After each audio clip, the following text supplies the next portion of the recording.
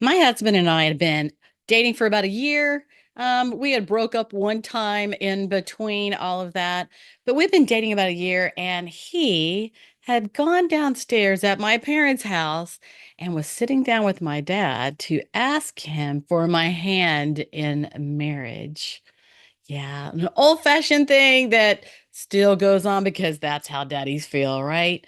Well, he sat down with my dad and the TV was running as usual, and daddy was watching TV, and my husband Jeff started to ask him, if he could marry me. And I didn't even know they were doing that. But the funny thing is that it was years and years later that my husband shared this with me of how that went. And it went like this. He asked my father if he could marry me, and my dad looked at him, and then he looked away, and then he was quiet for quite a long time. He didn't show any expression on his face. He didn't say anything else to my husband, Jeff. And,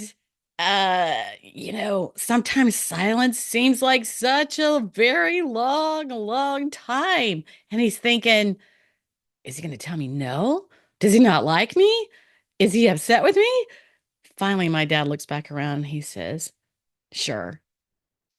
But that goes along with the fact that we all think differently, act differently, and respond differently.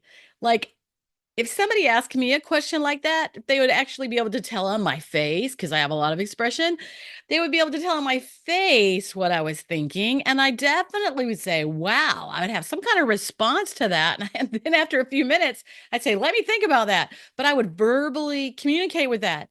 But my dad did not. He was quiet. And that was probably the longest silence ever.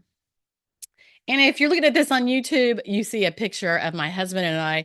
That's our first year of marriage, and we were actually singing and doing the music. My husband plays keyboard, so he plays the organ and the piano, and we both sing. And I was singing for a really good friend's wedding, and so that's our first year of marriage. We did a lot of weddings and that kind of stuff.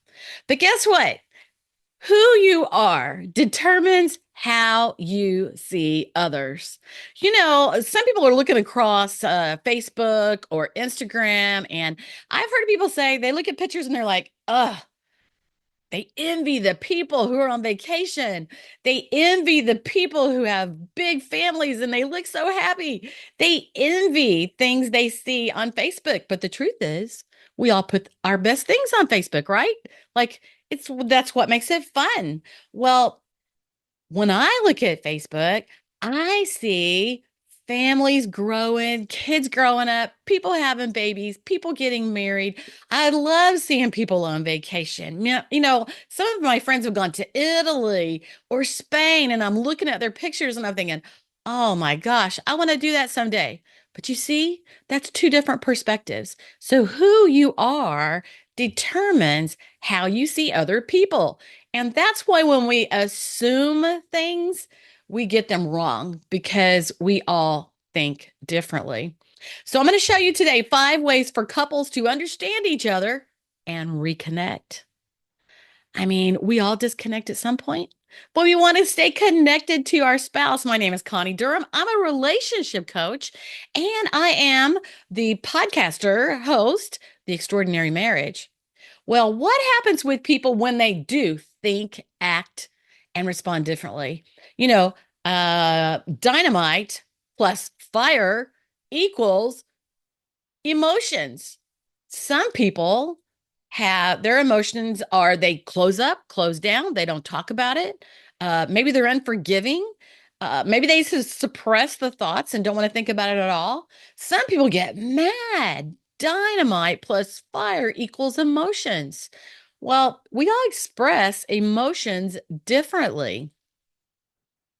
Knowing the strengths and obstacles of your style gives you an advantage in every area of your life. I teach DISC, D-I-S-C, and it actually helps you learn more about yourself, more about your spouse, how to deal with your kids. It is an amazing concept that I learned like in 2004. And as soon as I learned it, I thought, wow, this is so interesting. And I've stayed interested in it because it helped me, if I was bugged or irritated with people, it helped me understand them and maybe understand why they were acting a certain way. So it helps me see the good in people. Well, today, what we want to do is we want to recognize the disconnects. We want to recognize the disconnect. What is causing challenges in your relationship? Constant complaining or criticizing? It crushes. We don't even realize we're doing this, but certain personalities have a tendency to complain. Now, you know who you are, or you know if you're married to one, or criticizing. Maybe they criticize your every move. It's crushing. It's crushing. And when you live together, you want to lift each other up. You want to focus on what's good. You want to let go of the small things. Often people are arguing, and if they stop and they go, wait a minute, what are we arguing about? Does this really matter? Does it really matter? Another thing is a disconnect is when people are impatient or they have a quick temper. Impatience or a quick temper. You know, I'm patient. I tend to think that I am patient with people. Yeah, I don't know why. Just am a patient with people usually. Um, but I'm really not patient with details. I can deal with so many details, so many things I got to take care of, and then I'm like up to here and I'm like done with it. But my husband, he's such a people person, but he can deal with details. He can sit and work on a problem that's on the computer for 30 minutes, an hour and a half, 2 hours. And I would be like, oh, I'm so done with this. Like, I'm going to do something else. That drives me crazy. I have no patience with those kind of things. So, do you have more patience with people or with things? And a quick temper always crushes. If you have a quick temper, I want you to stop and think. Maybe you yell, you scream, you're harsh. Maybe you say mean things. What does that do to your spouse? Does it build your relationship?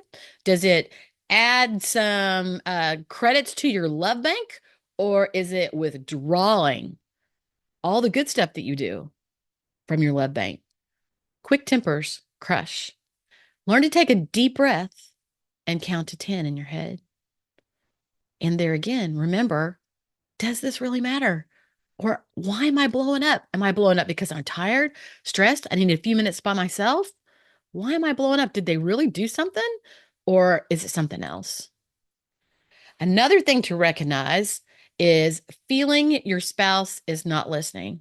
When we feel our spouse is not listening to us, we feel they don't care. Every person has a sign around their neck that says, make me feel important. Who more should you make feel important than your spouse? I mean, you are like team players. You're going through life together. You're lovers. You're companions. You're there to support one another. You want to let your spouse know that you love to know what they're thinking about and you want to totally be into them. Remember why you care. Think about those days you were first dating. What did you love about your spouse? Every person has a sign around their neck.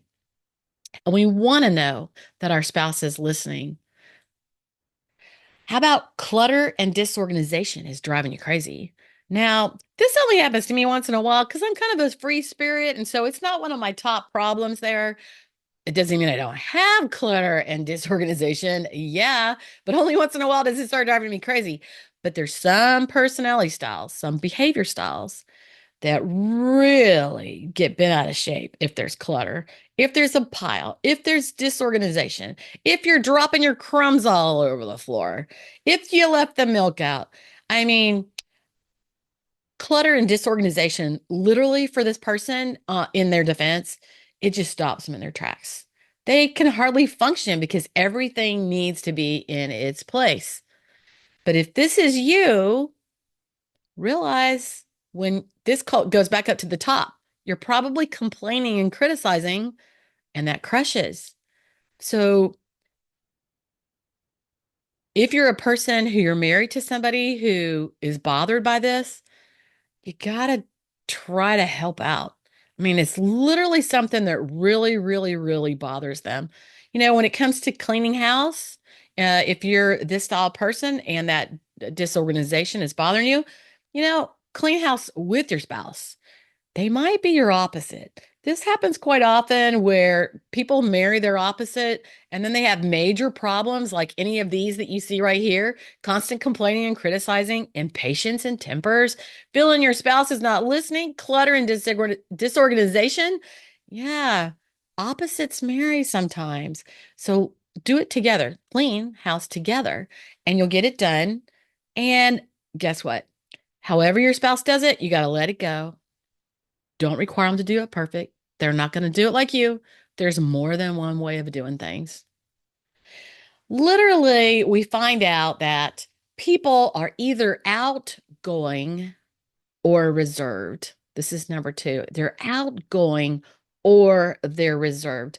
Outgoing people love to be around, be out and about. They like to act activities and vacations. They're always on the go. They love talking to people.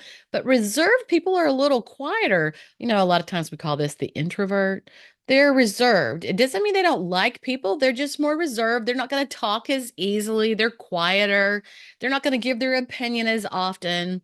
And when you're looking at your disc styles, it's important to know which one you are, the D, the I, the C, or the S. Ds are dominant. This is part of the disc. DISC. Ds are dominant. I's are influencing. They're talkative. C's are compliant. They're compliant and they're perfectionist. The S is steady. They're easygoing. They're supportive. They're loyal. So when you start to learn your styles, the C and the I are opposite. The D and the S are opposite. So are you outgoing or are you reserved?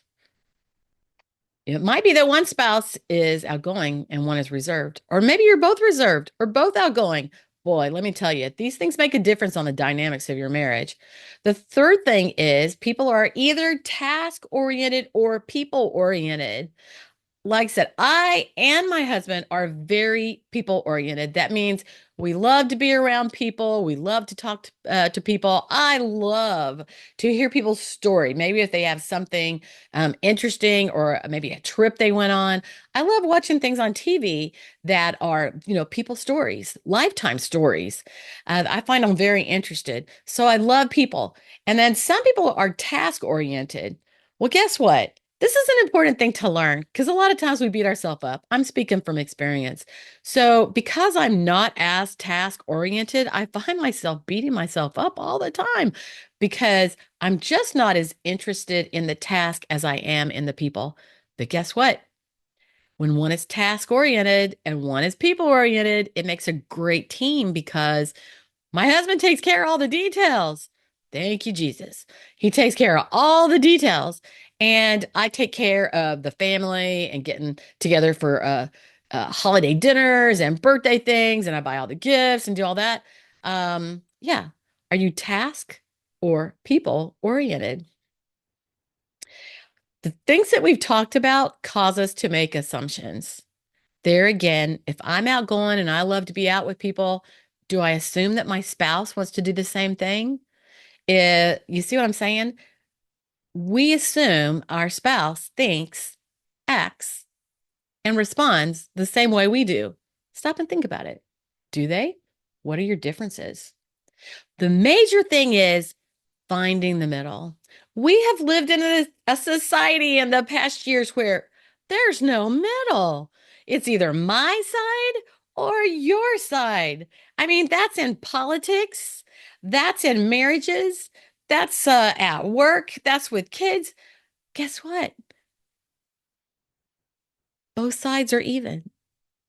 Both sides has their good things about them. Both sides have their bad things about them. Both sides have their talents. Both sides have their insights. Learn to meet in the middle. This is what builds our perception, is our personality styles, everything we have experienced in life. These things build our perception. And that's how come as people we see things differently according to everything that we've experienced in life and our personality style. Personality style, I say, because some people are naturally, sorry, but negative. They see the bad in everything. They see everything that can go wrong, while others are optimistic and they see what can go right. Or they're in the middle of something hard and they still see the light. They still see what's good in that. So learn to meet in the middle. You're not going to think the same. You're not going to act the same. You're not going to respond the same, but learn to meet in the middle. Well, why do you think that way? Ask your spouse that. Why do you think that way? And then tell why you think the way you do. Have a conversation about it. Meet in the middle. Well, I have a starter kit for you, and I have a couple more concepts, but I have a starter kit for you, and it is literally my marriage starter kit. And you'll find it at the top of my relationships page on theextraordinarymarriage.com and probably in the notes of this podcast. But there's a 5-day challenge, and it's just short little I think it's videos or either audio, but 5 short little videos to help you learn how to get your spouse to listen. This doesn't matter if you're a male or a female, whatever side of the fence you're on there. Also, how to shower your spouse with extraordinary confidence and love. And this might be when they frustrate you. How to make them feel important, how to build that relationship. And then there's another sheet on 7 powerful practices for an extraordinary marriage. So I like to say, what you do not know, you do not know. And you don't know what you know until you know it. It's like that little bell, that little light that goes off, and you're like, oh my gosh, I never thought about that before. Well, I'm hoping that you'll find one of those in this starter kit. So be sure and go to theextraordinarymarriage.com and go to the relationship page, and you'll see it at the top of the page. I'm Connie Durham with The Extraordinary Marriage, and I believe in healthy communication.